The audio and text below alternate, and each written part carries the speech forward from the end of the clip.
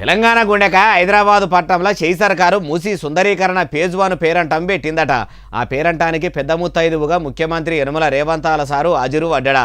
ప్రతిపక్ష లీడర్లను ఎవరనన్నా పిలిచిండా అంటే ఏమో మరి అన్ని ముచ్చట్లు మనం కూడా ఆడదాగబోయి అరుచుకుందాం పారి. అగో చూసిండ్రా, మూసి సుందరీకరణ పనుల పవర్ పాయింట్ ప్రజెంటేషన్ను ముఖ్యమంత్రి యనమల రేవంతాల సారు కలెదిరుగుకుంటా చూసిండట.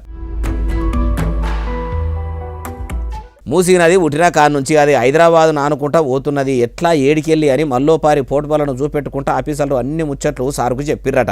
అటెనక సిక్కి మూసీ నదిలో ఉన్న మురికిని మొత్తం తీసేసి అందరూ నీళ్లు నోట్లే పోసుకొని పుక్కిలిచ్చేటట్టు మంచినీళ్ళ లెక్క చేసే ముచ్చట, దాన్ని సుందరంగా తయారు చేసే ముచ్చట చెప్పుకొస్తే సీఎం రేవంతాల సార్ ఇట్లా అనుకొచ్చిండట. ఎందుకు ఈ రోజు ఈ ప్రాజెక్టులను అడ్డుకునే ప్రయత్నం చేస్తున్నారు? ఎందుకు సూచనలు ఇవ్వడానికి ప్రయత్నం చేస్తలేరు? If I do something wrong, you tell me what is that wrong, you find out, you suggest. I am there to take your suggestions. I am there to implement your suggestions. But you are simply saying that no.